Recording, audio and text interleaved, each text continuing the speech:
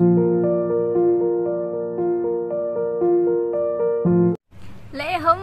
assalamualaikum. Kembali lagi bersama aku di Agudia Channel.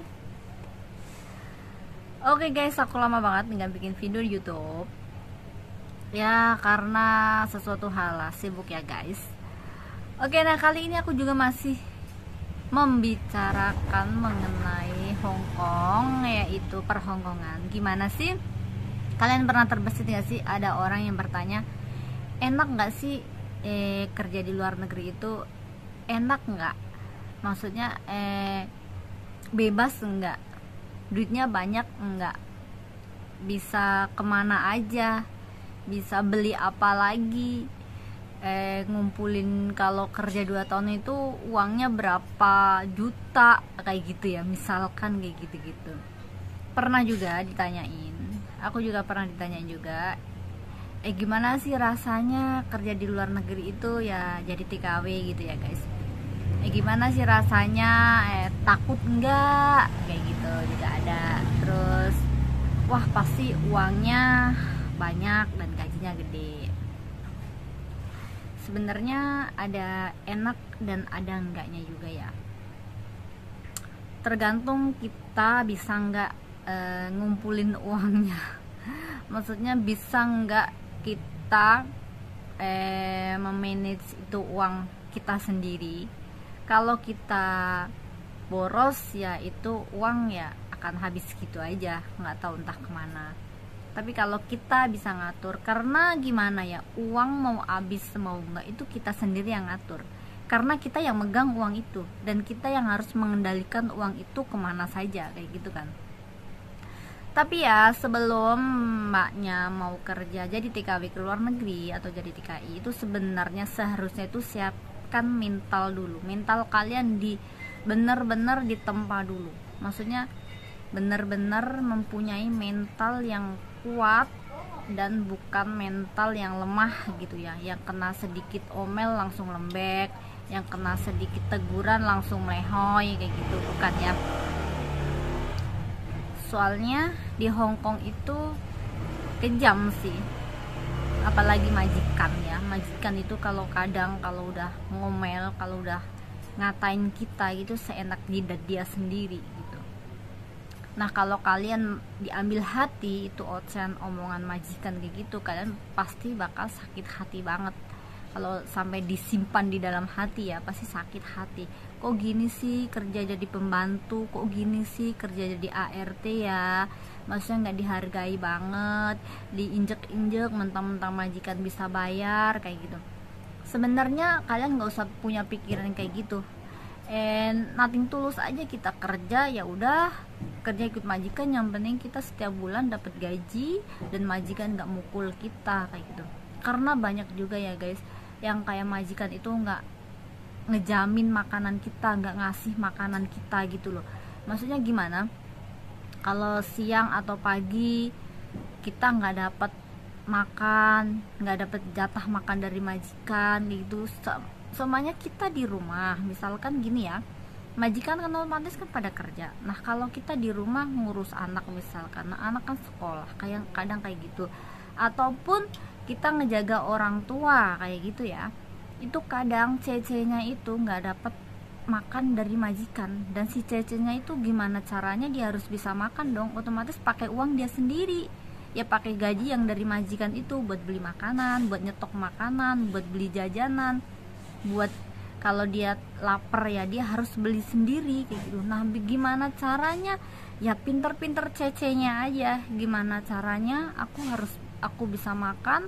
Karena gimana ya, kalau kita nggak makan, kita nggak ada asupan makanan, gimana kita bisa kerja? Otomatis kan lapar, terus lemes kan, gimana mau kerja? Nah makanya guys, kalau belum ngerasain menjadi TKW itu jangan suka berpikiran yang enggak dulu, karena kita belum tahu gimana keadaan situasinya si mbaknya, kayak gitu loh. Kan sekarang banyak banget tuh orang pada ngejas seenaknya sendiri kadang gitu ya. Ada kadang TKW mah ini di luar negeri mah gini, pasti tuh kerjanya nggak bener, pasti tuh uangnya haram dan sebagainya kayak gitu ya. karena nggak semua orang itu sama ya, nggak semua orang itu mempunyai pikiran yang gimana ya. Aduh, mending nggak usah bahas yang itunya aja deh. Soalnya bingung kalau ngurusin orang yang bisanya cuman ngomong tapi dia belum pernah terjun langsung. Mau dikasih tahu yang kayak apapun, kalau itu orang belum pernah ngerasain dan belum pernah jadi TKW, ngerasain sendiri hidup di negara orang, kerja sama orang asing, tinggal serumah sama orang asing, itu rasanya kita ngejelasin yang kayak bagaimanapun dia nggak bakalan ngeh dan nggak bakalan mudeng kali. Padahal kita mending konsentrasi pada pekerjaan kita aja ya. Soalnya kerja jadi ART, jadi TKI, jadi babu kasarnya itu nggak gampang, emang sulit sekali ya. Gimana kita itu di sana, misalkan kita dapat gaji, bahkan ada juga yang kontrak finish, uangnya finish. Nah itu bagaimana?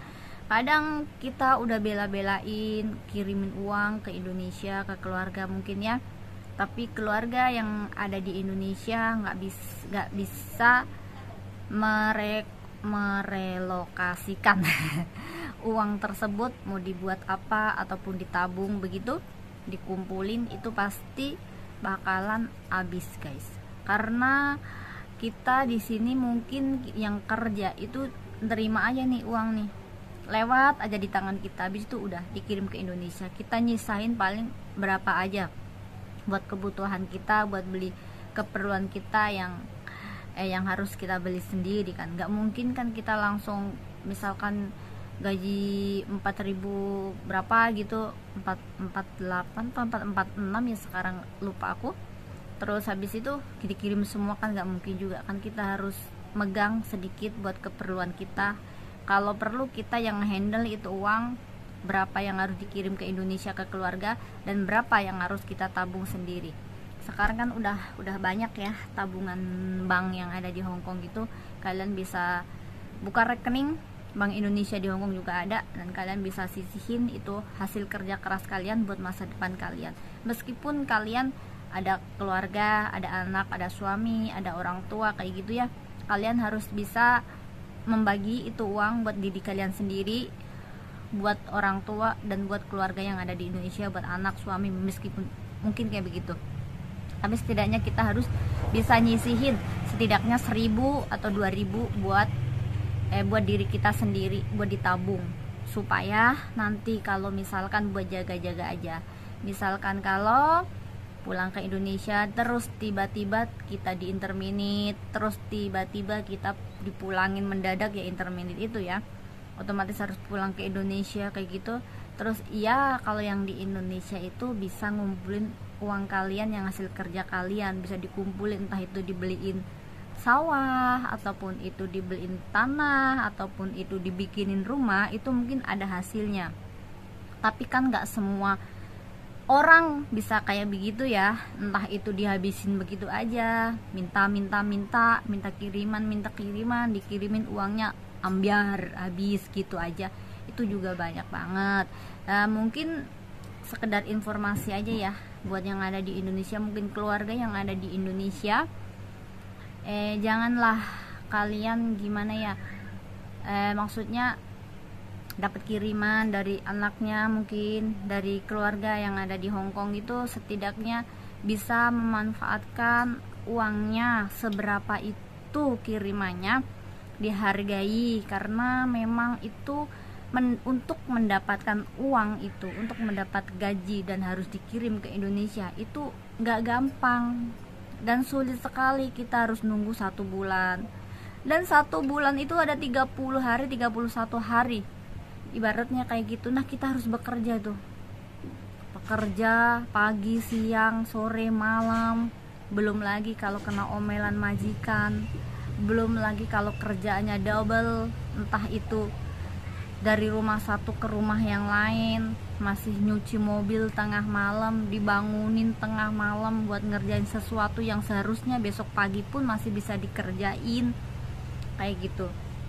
Bahkan ada yang mendapat perlakuan kasar dari majikannya, ada juga yang kena pukul, mungkin dilempar barang sesuatu. Itu tuh kalau keluarga yang di Indonesia mungkin ngeliat tahu kayak apa pekerjaan Cece-nya yang ada di Hong Kong itu, mungkin nggak tahu ya mereka masih tega apa enggak untuk telepon minta uang kayak gitu. Coba deh. Itu tuh rasanya nggak mungkin banget, dan aku tuh sangat sedih sekali ya kadang kerjaannya, maksudnya pengorbanannya itu nggak dihargain sama keluarganya, itu juga banyak. Itu sedih banget sih kalau buat aku yang udah pernah mengalami sendiri bekerja jadi TKW kayak apa rasanya. Itu tuh sangat sedih sekali. Belum lagi ya guys, kalau lagi musim dingin itu berat bagi kita semua. Kalau lagi musim dingin untuk bekerja, tangan itu kalau nggak percaya itu tangan tuh pada biru-biru, pada merah, pada beset-beset karena musim dingin. Itu pada beset-beset, pada luka-luka. Untungnya kalau aku sih enggak, ya mungkin lebam-lebam aja pada merah-merah kayak gitu. Kalau aku mungkin nggak kuat, karena nggak kuat di musim dingin. Itu tangannya sampai kadang lebam-lebam merah-merah. Itu kalau bos yang baik, kalau majikan yang baik itu nyaran kita kerjanya pakai glove, pakai sarung tangan itu buat entah nyuci piring, entah kerja yang lainnya itu harus pakai sarung tangan. Itu kalau majikan yang baik ya.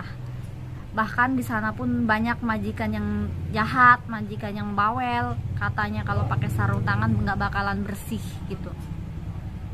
Nah itu kan sulit sekali ya bagi kita, apalagi musim dingin itu berat banget kalau buat bekerja, karena kalau udah dingin rasanya mau ngapain aja kan males. Tapi kita harus tetap semangat, harus tetap kerja, mengerjakan pekerjaan apa yang kita kerjakan kayak gitu. Sampai tangan pada itu perih banget, karena aku ada temen juga itu sampai bener-bener ngelupas itu tangannya itu sampai bener-bener beset, dan itu kalau kena air bisa rasain kayak apa perihnya, kayak apa rasa panasnya, kayak apa. Bener, nggak bohong aku, itu yang namanya tangan pada beset-beset, pada luka-luka, sampai pada keluarin darah. Itu tuh kalau inget itu tuh aduh sakit banget rasanya.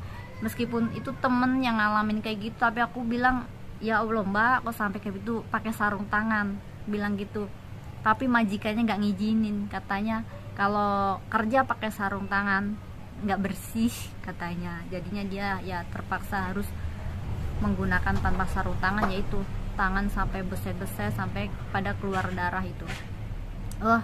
Rasanya sih gimana ya. Itu mungkin keluarga di Indonesia kalau tahu Cece-nya kerja sampai segitunya, coba deh masih tega apa enggak buat minta namanya uang, buat nggak menghargai itu Cece-nya pekerjaannya kayak begitu. Kalau pas musim dingin apalagi, aduh itu sedih banget sih. Makanya ya kita jadi orang mah sama manusia saling menghargai aja ya, saling mengerti aja. Misalkan kita udah dikasih ya alhamdulillah, kalau memang belum dikirimin ya jangan ngomel, jangan marah-marah kayak gitu, sabar aja. Mungkin Cece-nya banyak keperluan buat ini dan itu yang lainnya kayak gitu. Jadi semangat aja buat mbaknya di Hong Kong yang masih bekerja di Hong Kong. Semangat, semoga kalian menjadi orang yang sukses dan nantinya pulang membawa hasil yang seperti yang kalian inginkan. Bisa beli kendaraan, bisa beli rumah, bikin rumah bagus, bisa buka usaha di Indonesia, agar nggak balik lagi menjadi TKW di Hong Kong. Karena kalau udah mempunyai modal cukup buat bawa pulang ke Indonesia buat buka usaha kayak gitu, itu udah buat mata pencaharian yang ada di Indonesia. Jadi udah nggak keluar negeri lagi, bisa kumpul sama keluarga dan nggak tertekan oleh majikan kayak gitu. Pokoknya semangat buat Cece-nya yang masih bekerja di Hong Kong, dan yang mau berangkat juga siapkan mental baja, mental yang banyak, mental yang luar biasa, karena kalian semua adalah hebat. Semangat buat para Cece, mbak-mbak PMI, mbak-mbak Cece PMI. Semangat, semoga kalian semua diberikan keselamatan, kesehatan, dan kesuksesan. Amin. Oke, sekian dulu guys ocehan aku kali ini, semoga bermanfaat bagi yang mendengarkan. Dan semoga ada buat masukan-masukan juga, bisa komen di bawah. Aku harus ngomong apa lagi, harus bahas apa lagi mengenai Hongkong, perhongkongan, mengenai TKP Hongkong. Oke, sampai ketemu di next video. Bye. Assalamualaikum.